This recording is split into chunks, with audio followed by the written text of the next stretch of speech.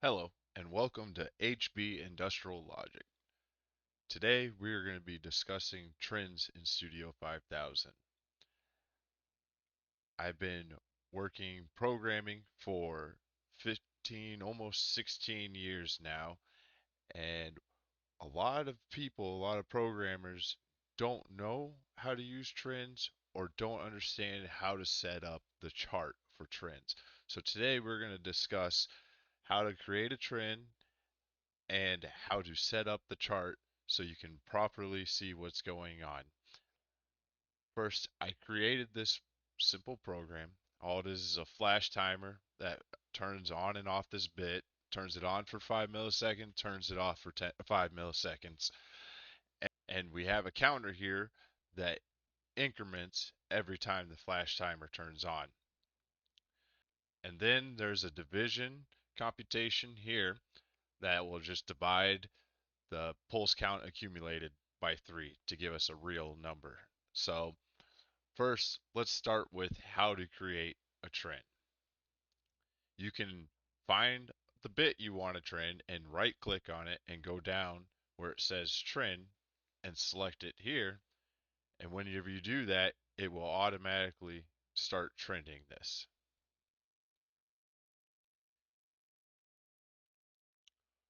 Or you can come over to the assets folder in your controller organizer, lower this down, and you'll see a trends folder here. You can right click and create a new trend. This is where you would put the trend name,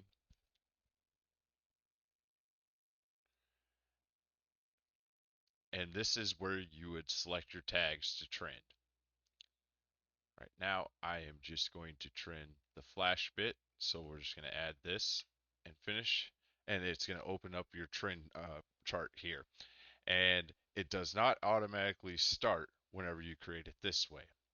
So let's go ahead and start this flash timer. Go back to our trend and run it so we can see what it looks like. All right. So the first thing you'll notice is it just goes from the bottom to the top and it's very rapid going across the screen. So we're going to make some changes to the chart to make this a little easier to see and not as rapid going across our chart. So let's go ahead and right click in the chart, go to chart properties, and then you'll have this dialog box that comes up. Pins is just the tags that we are trending. I like to change the color. This blue is hard on your eyes, and sometimes when you get a lot of tags, it's kind of hard to see the blue on the black background like that. So I'll change this. You can also change the width. I changed it to 2, just makes it a little easier to see. You go to your x-axis, and this is where you get your time span. Now, the time span is the amount of time that you see in the window. So right now it's set to 2 seconds. So this is 2 seconds worth of collected of data on this pin. So we can go ahead and change this. Let's change it to 10. And now you'll see this window is 10 seconds. So all of our data got compressed right here because we didn't trend for 10 seconds. Now, this major grid lines, your minor grid lines, these are your horizontal and vertical lines that are on your chart. Go to our y-axis. Now, what we're going to try to change here is I don't want this just to fill the whole screen like this. Seeing as we only have one tag and it's a Boolean, we can just go ahead and go to custom and set our minimum to -1 because the Boolean's never going to be -1, and we'll set it to 2 because it's never going to be 2. This will give us a little black space above and below the tag. All right, so now let's just go ahead and rerun this. And as you can see, now that it's trending, it's a little slower going across the screen. It's not taking up your whole screen. It's a little easier to follow here. So if you stop this, now if we only got the one tag, we can zoom in and we see. But one thing you'll notice is that this is a Boolean, it turns on and off, but the lines are sloped very very sloped up and down. And you'll also notice that sometimes it looks like it's on longer than other times. All right, so now that we zoomed in, you can't unzoom. You have to right click on the chart and hit this undo to go back. So let's go ahead and fix this. Let's go back into our chart properties. We're going to go to our sampling. Now you'll see here, you got this sample period. It's set to 10 milliseconds. So every 10 milliseconds, it's scanning this tag, your pins, whatever pins you have set, it's scanning those to see what state they're in. So depending on where the scan cycle is in the ladder logic, it could very well miss a transition of the bit. So we're going to go ahead and change this down to 1 millisecond.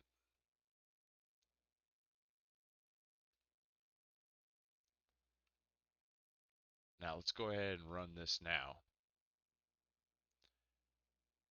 And now you'll notice that they are very square. This is more of what you would expect to see from a Boolean. It's on, it's off, the very square wave.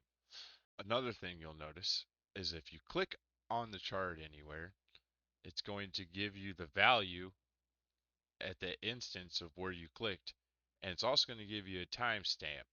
But you'll notice that even though we moved over, we're seeing the same timestamp. It's So let's go ahead and fix this so we can get a little more accurate timestamp. Let's go ahead and right click, go back into your chart properties, and we're going to go to display.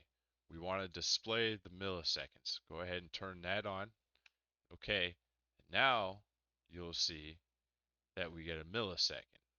Now this is handy for you want to see how long this bit is on. You can click at the instance that it is 1, and you see it's 166, and then we can go over to about the instance where it shuts off, and we're at 188.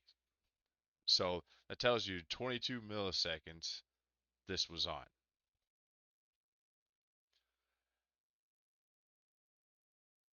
We're going to go ahead and zoom out here. So why would you use a trend? If you come back here, we got this flash timer going. Remember, it's 5 milliseconds on, 5 milliseconds off, and you're watching this bit, but just watching the ladder logic, you can't tell how many times this bit is coming on and off. It's not going to refresh with that green fast enough. And even if it did, you're probably not going to pick it up by eye very well. So if you trend this, you can see every instance that it comes on and goes off, and you can trend that chart all the way across. So you could think of this like you're troubleshooting an encoder pulses turning on and off, a prox counting teeth on a sprocket on a high-speed machine, and you can see false signals. You can see when a photo eye is getting double triggered. So there's a lot of good uses for a trend. Now let's go ahead and add some more tags into this. Let's go ahead, add.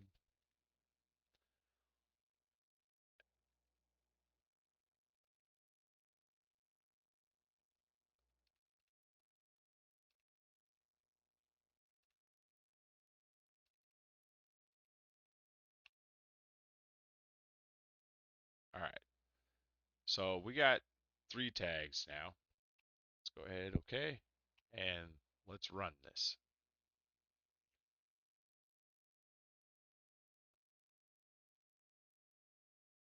And let's go ahead and stop. And one thing you'll notice is you don't see this conversion tag, this green. It's actually off the chart right now. The chart scale is all referencing to the orange, which would be your flash bit. And then also the red is down here at the very bottom because it's off. you zoom in, you'll see the red down here, but you still don't see the green. But at in any instance that you select on here, you will see the value of the green, the orange, and the red bit. But let's go ahead and change this so that way you can see everything. We can go into our chart properties. There's a few ways that we can do this. One, we can set up scales. We'll go ahead and put a min of -1 and 2 for that boolean, and we'll set this min to 0, and we'll go ahead and just set this to 5,000. We'll do the -1 and 2. But once we do this, it doesn't change anything until we change this. Seeing as we have this set on a custom scale, you don't see the green at all. Let's first go ahead and run this in automatic just to show you what it looks like. So when you're in automatic, all three of them are just auto scaled on their own. So this is 0 and 4,298 only if you're looking at this green line. And then this is 0 and 1 only if you're looking at the red line, and then 0 and 1 if you're looking at the orange. Each one is independently auto scaled to fit on the chart. But then again, this can get very confusing. So let's go back into the chart. Whoops. Chart properties.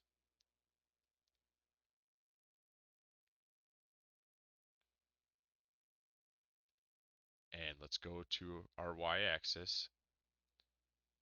And let's set this to the preset. The preset is going to reference these values that we put on here. So we set it to preset. Now all of these are running on independent scales just like the auto, but we set the scales. Now you can isolate these, which is going to be very helpful when you have 8 pins, which is the max that you can trend at one time. So we can go ahead and isolate this. Let's put it at a 4. Now what the isolation has done is pretty much made separate charts for each one of these. Now there are some downsides to isolating. Once you isolate, you can't zoom in no more. But you can still click get the values and your milliseconds, and it keeps everything separate that makes it a little easier to see. Let's go ahead and, well, first let's clear this and start this again and go ahead and start running this.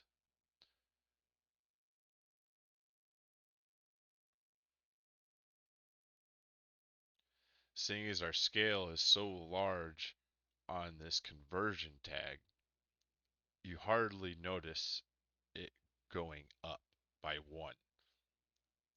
If you want to see it go up by 1, you'd have to shrink your scale down, make it a little easier to see. One thing you'll notice is our conversion tag. It's at 235 and 192 at this instance, but it's always a whole number. But if we come back to the program, we'll see that this is actually a real. So most of the time it does actually have a decimal point. So if we want to see that decimal value, what we need to do is go back into our chart properties and we'll go to our y-axis, and right here where it says decimal places, we're going to increase this. Go ahead and say we want to see 3 decimal places.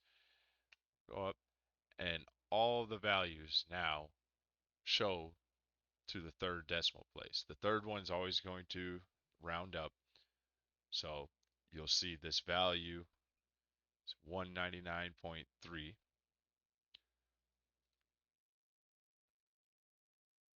And even our booleans are going to be 0.000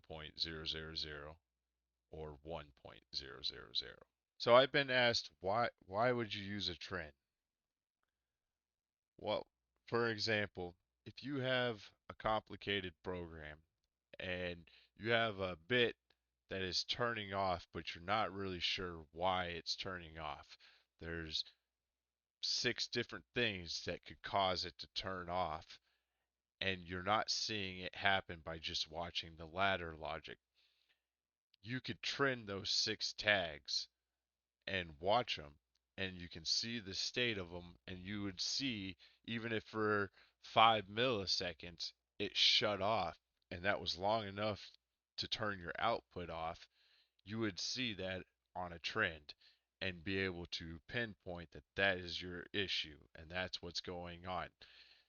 Photo eyes, like I said before, photo eyes false triggering, you're not going to notice by just watching the ladder logic. So if you're trending that, you will see that false trigger happen very rapidly and you'll know that that's what's going on. So trends are a very useful troubleshooting tool for a programmer. It makes things a lot easier. You can look at multiple things at the same time. It helps find things that happen too fast for the human eye to pick up.